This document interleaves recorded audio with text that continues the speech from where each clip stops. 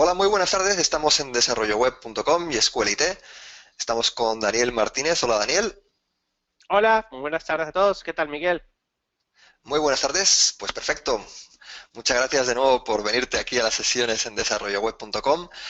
Y bueno, vamos a darle caña el día de hoy. Vamos a hablar de... Vamos a ver un poquito de esos patrones de responsive que hay, esas cosillas que queremos ver de para qué es responsive, cómo funciona, por qué es importante y ver qué es lo que se está llevando on the wild, en lo salvaje. A ver qué tal, qué se nos presenta hoy.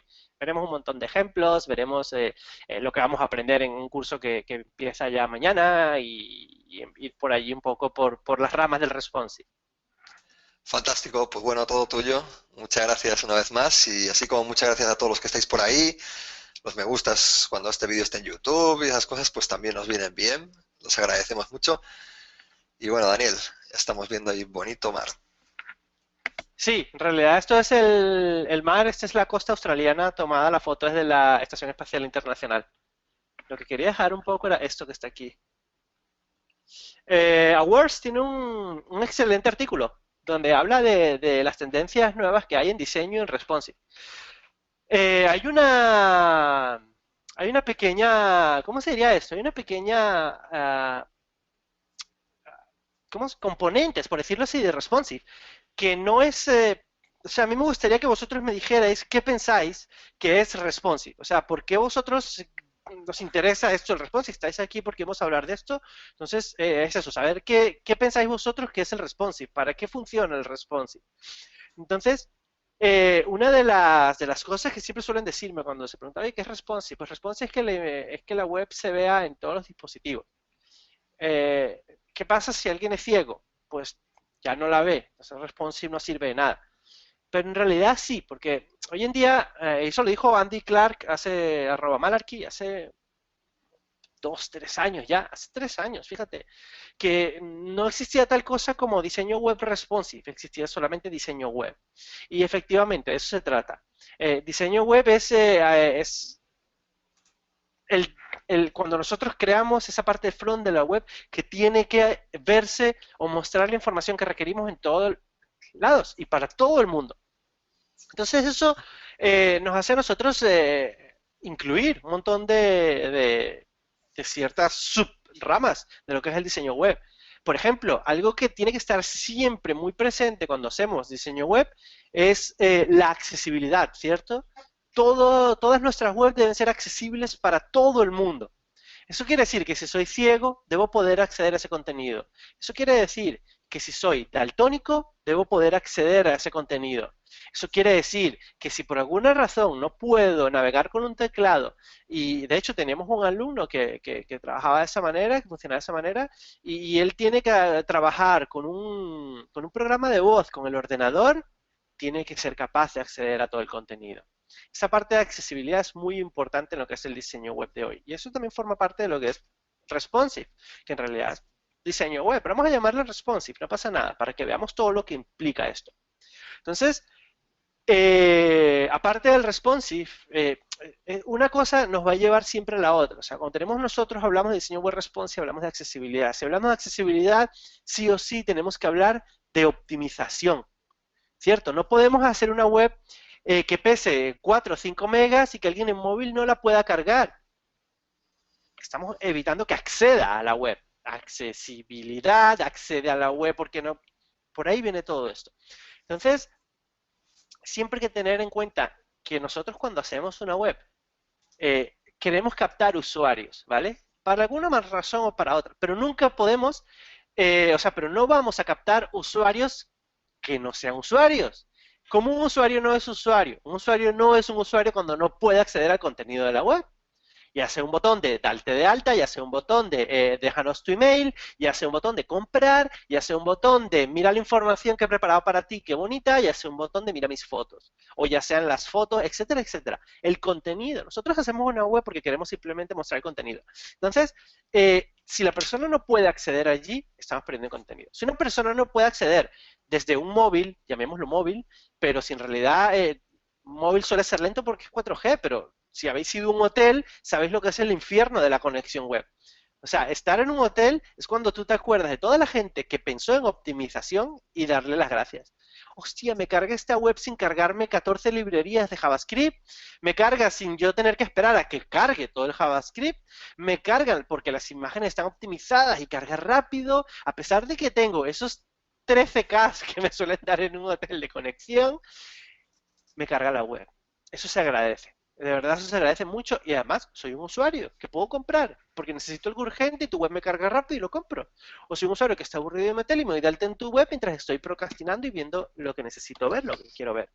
Entonces, eso es lo que nosotros queremos hacer con esto de diseño web, con esto de responsive. No es solo hacer un diseño que cumpla lo que aquí en la escuelita también hemos llamado un par de, yo sobre todo he llamado muchas veces lo que es el ego del diseñador. El ego del diseñador es agarrar y decir, esta foto la he hecho yo, me encanta y la voy a poner porque sí, y ocupa 200 megas en pantalla cuando está cargando la web, y le voy a poner encima un efecto en 3D que dé 2 vueltas cuando la persona cargue la foto. Eso es espectacular, de verdad, se ve muy bonito, pero no sirve para nada.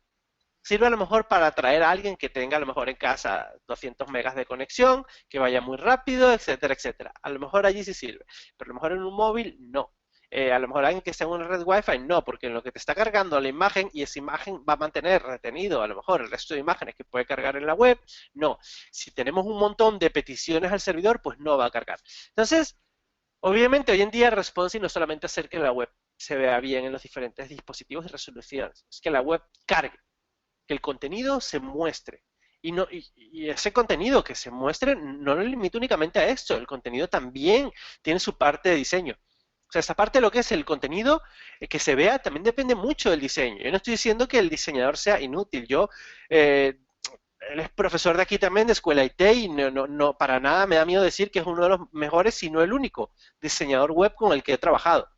Otro que conozco por allí, diseñador web, es Félix Ortega, pero son como unicornios. O sea, los diseñadores web son muy difíciles de encontrar. Cuando me hablo de diseñador web, hablo de alguien que sepa cuando hace un diseño cómo se comporta la web. Cuando hace un diseño que sepa que eso tiene que ser óptimo, que tiene que cargar rápido, que la información tiene que llegar, que tienes que utilizar unos colores que llamen, unos contrastes que aparte de poder servirte de gancho de marketing, sean accesibles para la gente que a lo mejor es daltónica. Todo ese tipo de detalles, saber cómo hacerlos. Y no solo eso, un diseñador tiene que saber que en responsive esto se va a ver mucho mejor que a lo mejor en una resolución grande, en pequeño, se va a ver mucho mejor que una resolución grande, porque este texto es el contenido que a lo mejor más rápido puede llegar a la gente que está navegando en dispositivos pequeños que suelen ser móviles. En dispositivos grandes voy a darme el lujo a lo mejor de meter otro tipo de información y como soy diseñador web, sé que eso se puede hacer con código porque he tocado código. Entonces, es muy importante, yo creo que de hecho, todavía no hemos entrado con las tendencias, que para poder cumplir con todas estas tendencias, sepamos tanto de código como de diseño. Muy bien, Dani. Todo eso, dime, Miguel, perdona. Correcto, correcto. Disculpa, no, era. Eso, sí, Tenemos sí, aquí o sea, respuestas de compañeros que decían que diseño web, adaptabilidad al contenido, un contenedor, adaptabilidad en plan general. exacto, todas esas respuestas son válidas. Porque lo que nosotros queremos, para resumir todo el responsive en una sola palabra, es contenido. ¿Os acordáis de aquella gran frase que había hace años, el contenido es el rey? Pues de eso se trata. El contenido siempre tiene que estar accesible para todo el mundo. Si luego podemos adornarlo con incluso experiencias de marketing para que enganche, guay. Pero tened en cuenta, los experimentos de marketing y de diseño no funcionan si la gente no los ve. Es obvio. Entonces lo primero que tenemos que hacer es que la gente pueda ver, pueda cargar ese diseño, ¿vale? En 99 Designs, una de las cosas de las que hablan es que es de los carruseles. Ese es el típico ejemplo que yo ponía antes. O sea, los carruseles son una de las grandes males de los diseñadores hoy en día. Y no solo los diseñadores. Estoy seguro que si sois diseñadores web no tendréis un cliente que no diga, uy, quiero un carrusel aquí en la home que se vea guay. Todos en algún momento lo han dicho, todos. ¿Qué pasa? Que si hacéis experimentos con esos carruseles, los probáis y los metéis, si les ponéis eventos de Analytics, porque Analytics tiene esa ventaja, que podemos crear eventos para un clic único. sea, Analytics es vuestra mejor herramienta para saber si las cosas funcionan o no.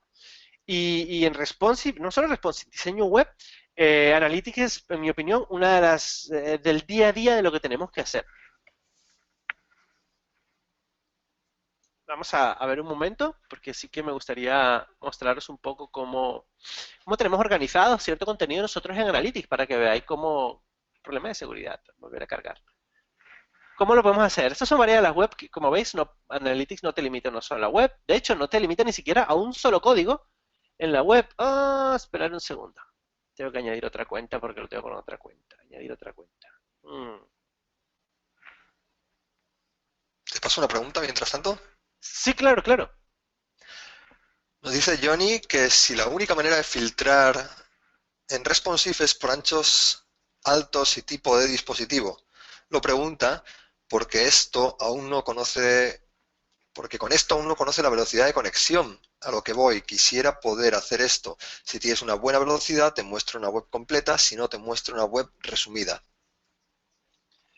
Ahora mismo no se puede hacer. Ahora mismo no podemos detectar la velocidad del usuario. Entonces es muy, muy, muy problemático hacer eso que tú dices.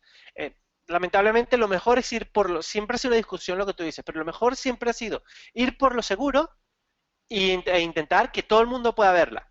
Porque mientras no podamos detectar la velocidad de conexión, hay que hacerlo sí o sí. Pero ten en cuenta que no es solo velocidad de conexión. Ahora mismo, por ejemplo, en España a mí me están limitando los datos. Yo tengo solamente 1 giga 500 megas de transmisión de datos en mi móvil.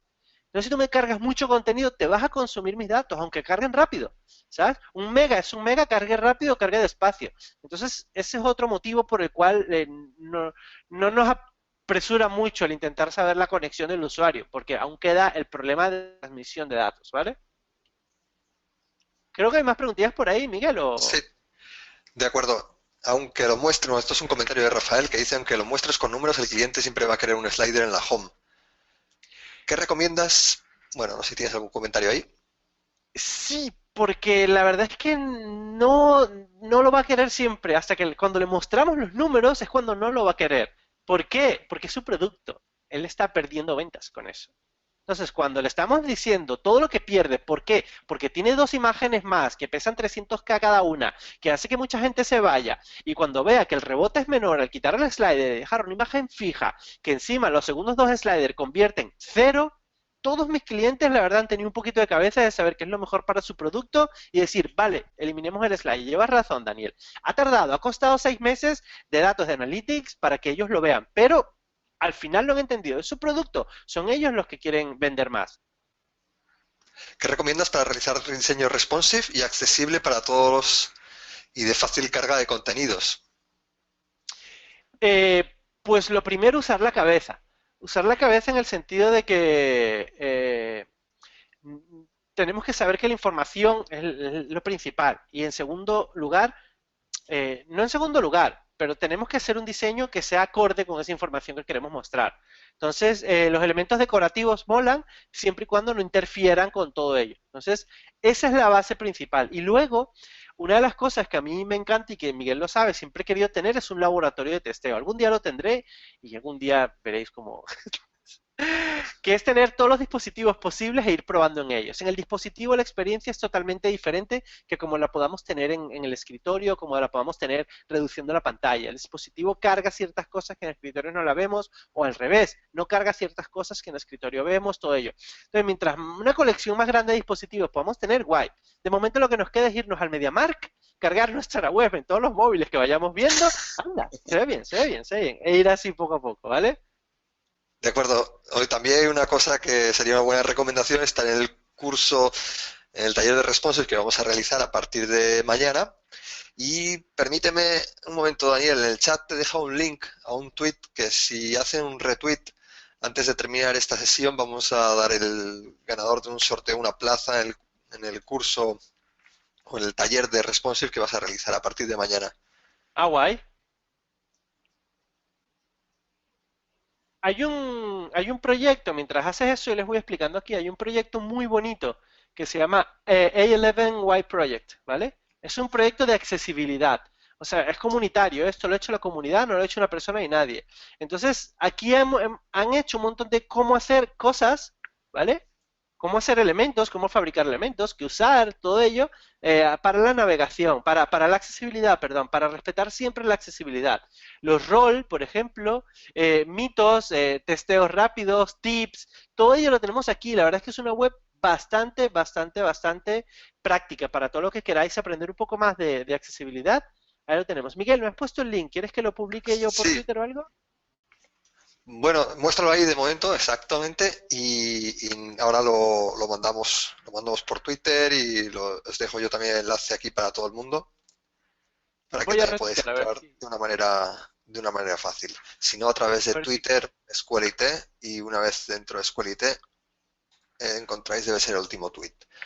Guay, a Bueno, ver si mientras gano yo. tanto, puedes ir contándonos la parte de Analytics que nos ibas a Claro, mostrar.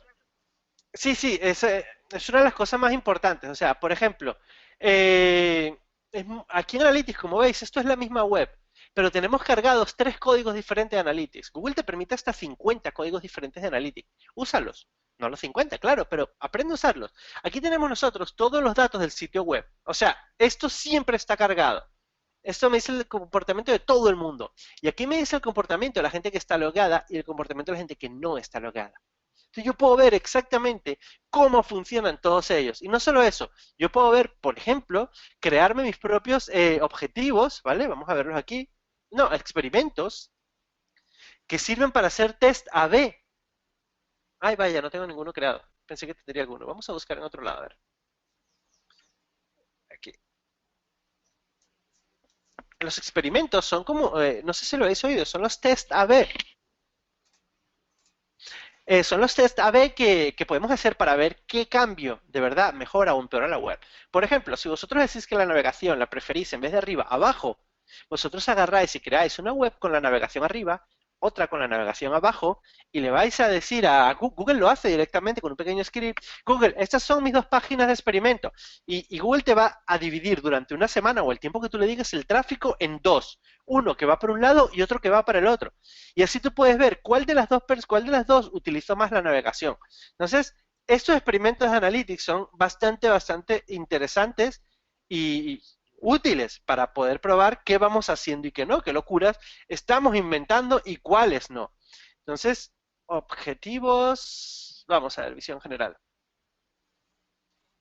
Vaya, aquí tuve una pequeña, esto fue un experimento que hicimos nada, un par de días, con una campaña de Facebook.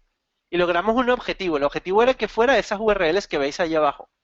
Entonces, con esas URLs, ya estáis viendo que lo que logramos, lo que queríamos hacer era ver, uy, perdonad, cuánta gente había hecho clic en lo que las pruebas que hicimos. Una tontería, pero solo nos valió para hacer una prueba, ¿veis? De las dos que teníamos, ¿en cuál se hizo más clic en el botón que habíamos puesto? Como veis, pues por muy poco, la segunda, la primera, pero por muy poco. Entonces, pero eso os ayuda, siempre os va a ayudar a tomar decisiones de diseño. Entonces es importante que lo tengáis siempre presente. Analytics es vuestra mejor ayuda, ¿vale? De acuerdo. ¿Te paso más preguntas? Sí, claro. Está iniciándose, dice Cristian, el diseño web. ¿Es conveniente iniciarme con responsive?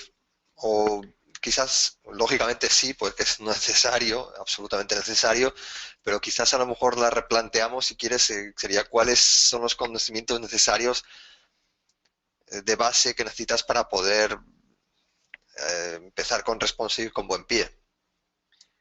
Con responsive, con buen pie, necesitas saber CSS y HTML básicamente, ¿vale? Obviamente luego tenemos que investigar en todo lo que hemos hablado antes, accesibilidad, tenemos que investigar en, yo qué sé, cómo crear patrones que ya existen. Por ejemplo, un patrón muy común, ¿habéis oído hablar de la hamburguesa? Del menú de hamburguesa. Pues el menú de Sí, hamburguesa es claro. algo como esto. Yo los he separado, ¿vale? Vamos a cambiar la vista. Yo los he separado para que, o sea, en pequeños lo que se llama componentes.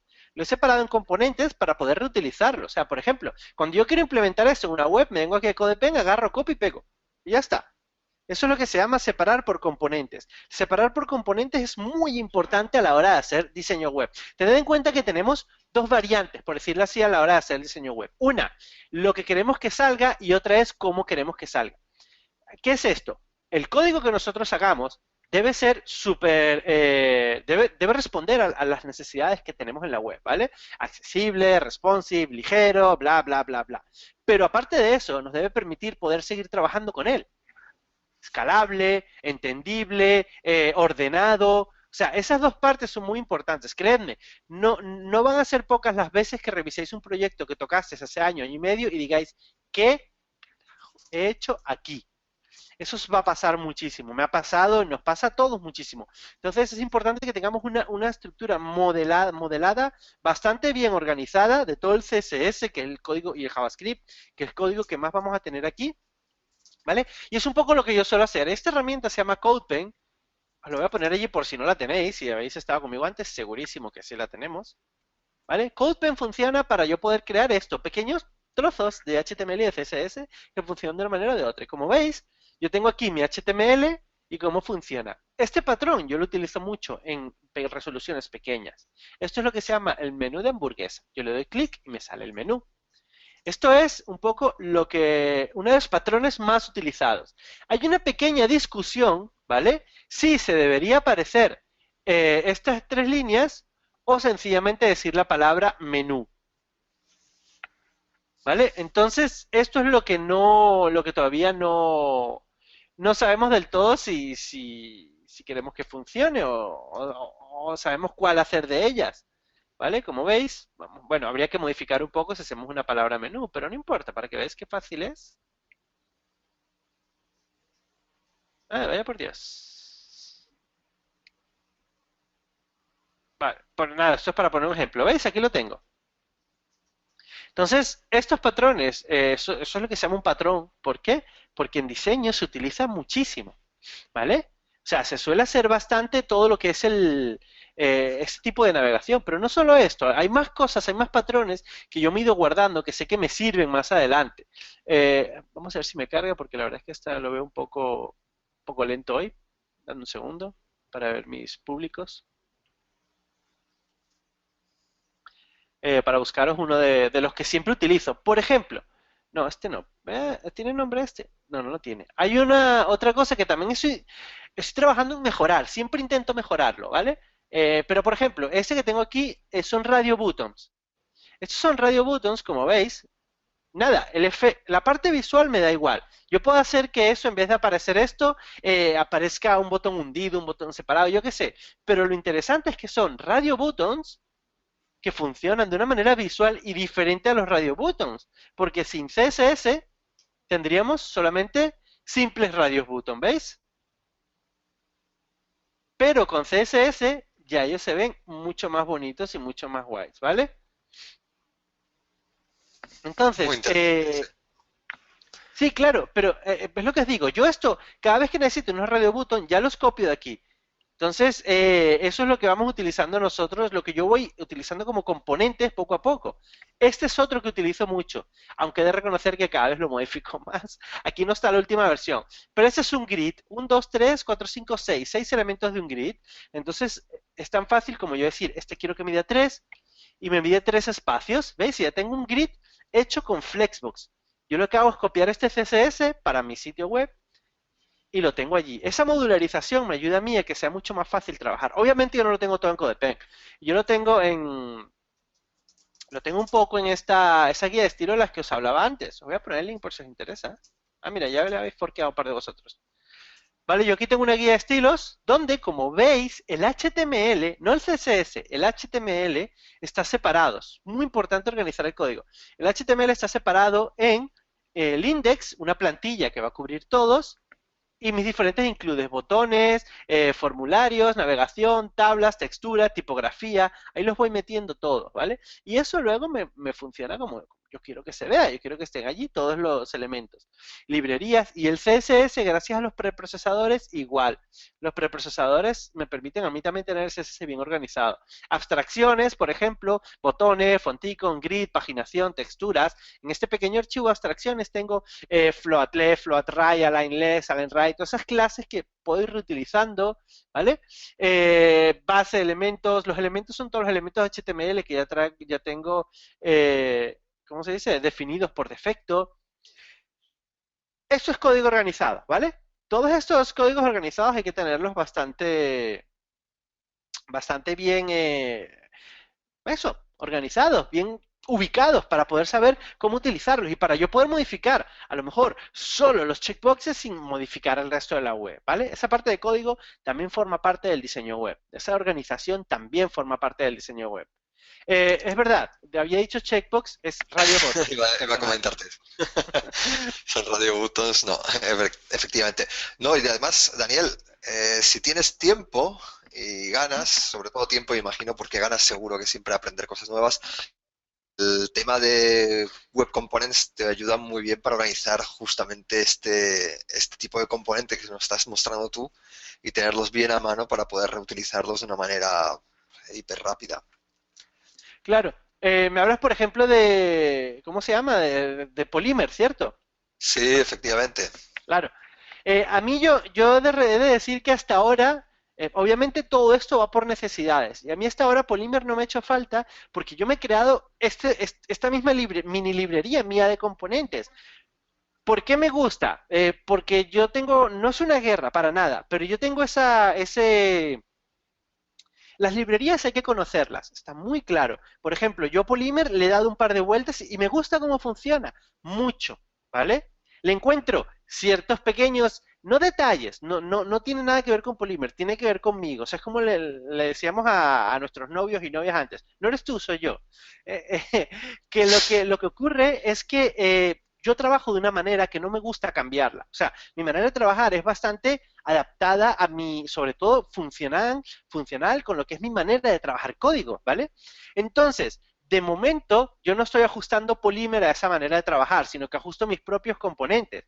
Pero Polymer es excelentemente y brutal para poder ver cómo lo hace Google e ir trabajando con Google. Obviamente, no podemos trabajar algo si no sabemos cómo funciona. Y la mejor manera de aprender a trabajar los componentes es con Polymer. Y una vez que sepamos hacerlo con Polymer, resulta que a lo mejor nuestra manera de trabajar es justo como lo hacemos con Polymer y utilizamos Polymer siempre. Entonces, es darle una vuelta, o sea, darle una vuelta no, es ver las herramientas que necesitamos, utilizarlas, implementarlas o no. Para ello, obviamente, hay que aprenderlas. Así que aprended Polymer y vosotros mismos decidid si se adapta o no se adapta a vuestra manera de trabajar. Entonces, lo mismo me pasaba, por ejemplo, con Bootstrap. Y de hecho, yo sé que Polymer lo voy a utilizar en no mucho tiempo. Sé que me lo voy a meter en mi flujo de trabajo. Pero Bootstrap, por ejemplo, es algo que jamás se ha adaptado a mi flujo de trabajo. Yo he podido trabajar siempre con mi propio CSS, mi código CSS, y mi grupo se ha tenido que adaptar a mi CSS. No me refiero a que los demás diseñadores les he obligado a que hagan mi CSS y nada de esto, sino que hemos creado nosotros mismos como grupo una base y ese CSS ha sido el que se ha implementado en el Sí. proyecto, en vez de que nos dijera No te Bootstrap, oye, aporta hazlo así. nada, no te aporta quizás nada nuevo que no tengas ya y que además si lo has hecho tú, pues lógicamente va a ser mucho mejor para ti, para comunicarlo, para usarlo y para adaptarlo a las necesidades de los proyectos en los que estás.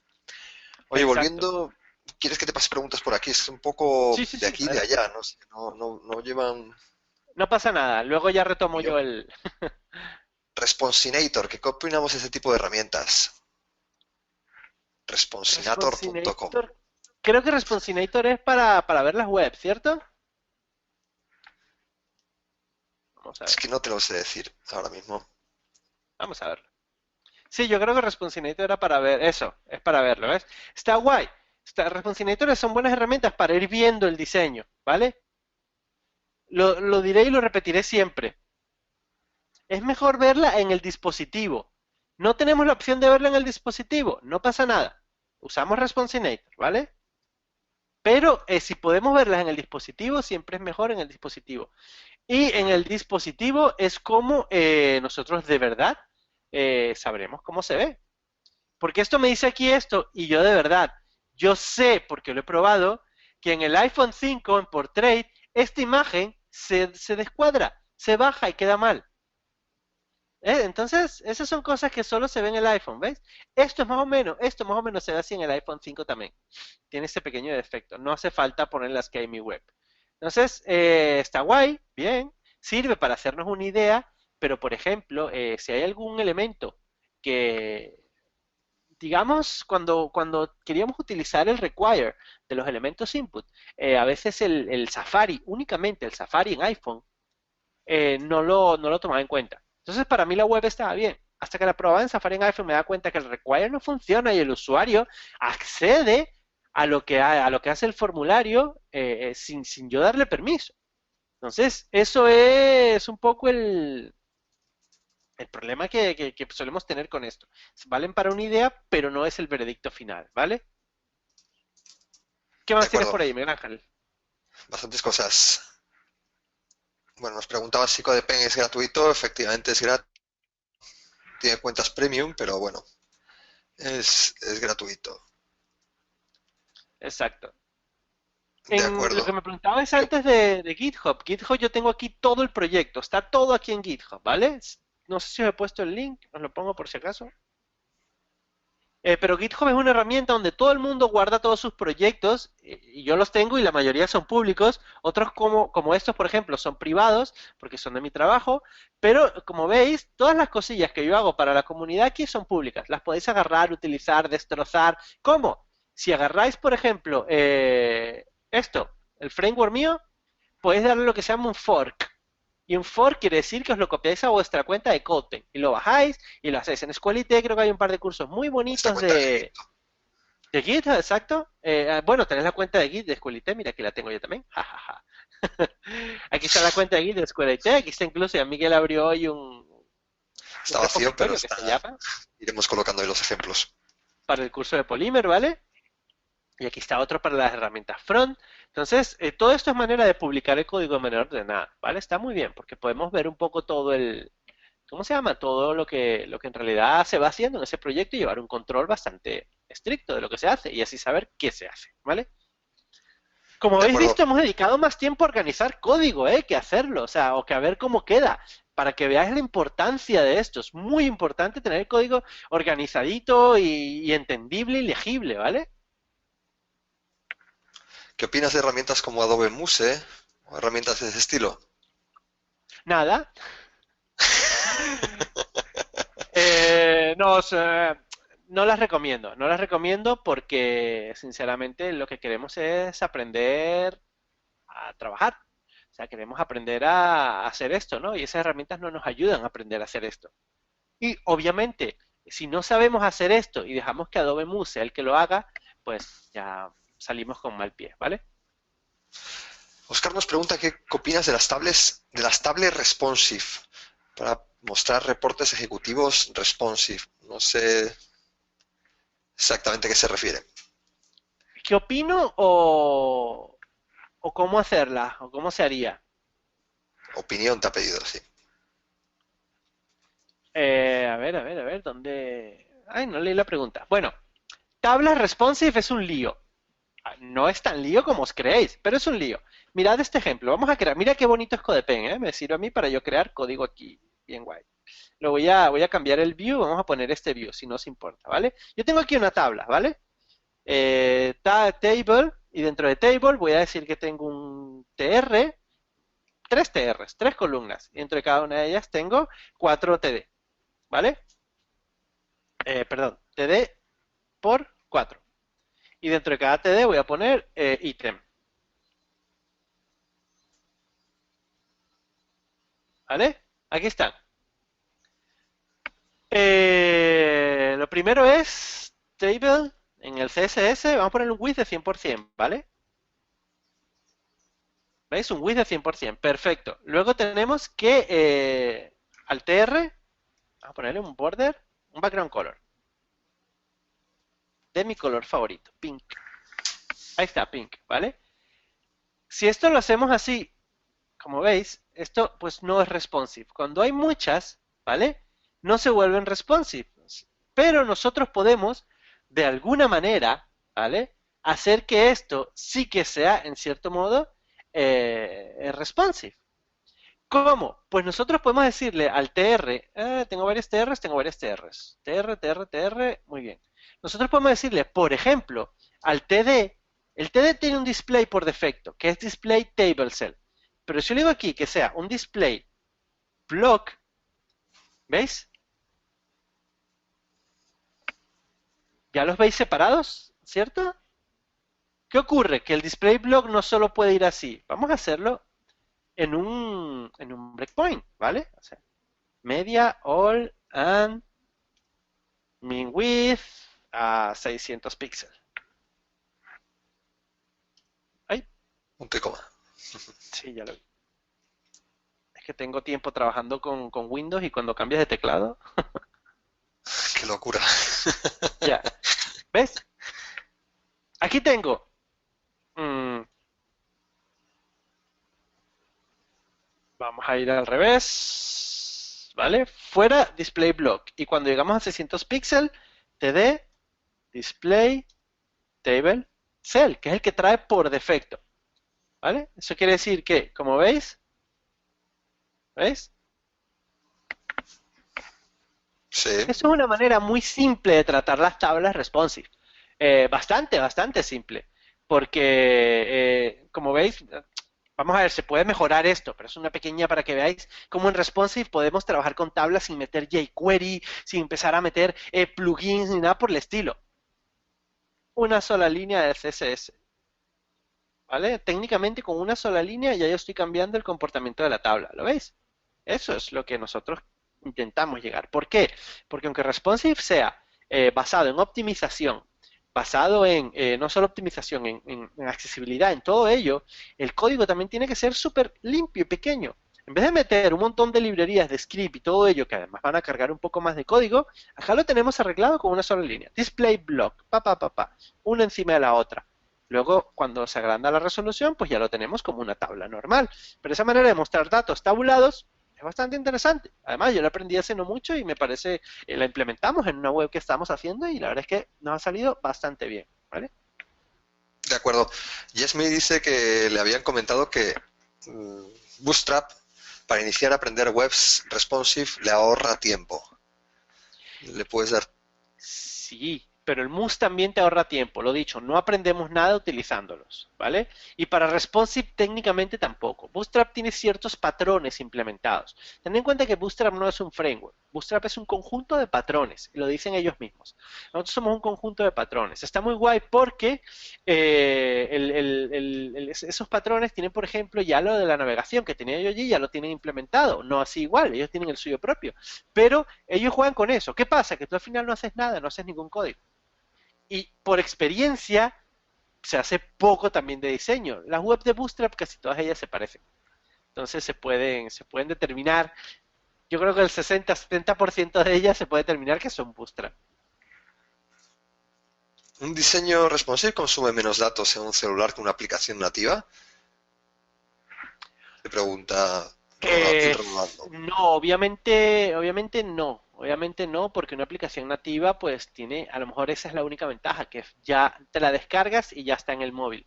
Te descargas mucho más que lo que te descargas en la web, pero te la descargas y la tienes en el móvil. Ahora, el acceso a datos y todo ello, el responsive no se aplica solo a webs. Ten en cuenta que esa parte que hablamos de accesibilidad y todo ello también hay que aplicarla a la aplicación que hagamos, que valga la redundancia.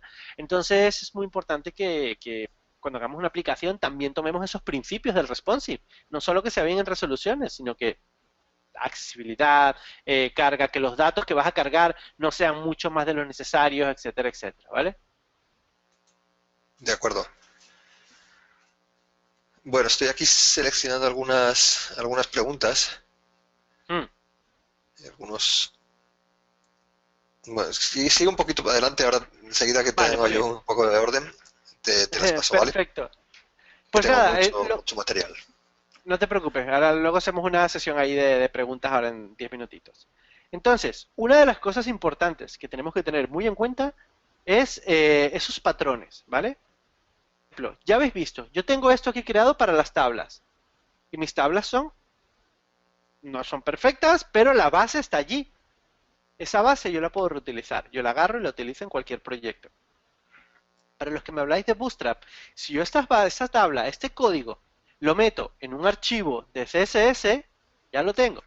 Si meto el que vimos antes del grid, ya lo tengo. Si meto el que vimos antes de la navegación, ya tengo un CSS así, pero es la base. O sea, ya con ello tengo para empezar. Ahora solo me queda darle diseño, adaptarlo a lo que tengo, pero el patrón está funcionando. A lo mejor en algún momento no quiero 3 rayitas, sino que quiero que ponga menú en la parte de navegación.